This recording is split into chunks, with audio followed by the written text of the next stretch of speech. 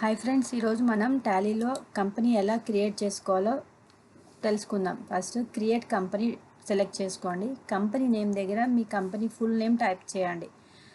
కింద కూడా same company పేరు టైప్ చేయండి. ఫుల్ అడ్రస్ మెన్షన్ చేయండి. ఏ స్టేటో స్టేట్ సెలెక్ట్ చేసుకోండి. పిన్ కోడ్, మీ pin code, postal code, telephone numbers, mobile number type చేయండి. నెక్స్ట్ ఈమెయిల్ ఐడి, మీ ఈమెయిల్ ఐడి టైప్ చేయండి. మీకు వెబ్సైట్ ఉంటే కనుక వెబ్సైట్ను కూడా టైప్ చేసుకోండి. ఇక్కడ ఏవైతే డీటెయిల్స్ ఇస్తారో మీరు బిల్ ప్రింట్ ఇచ్చినప్పుడు అవే డీటెయిల్స్ మీ బిల్ పైన ఉంటాయి.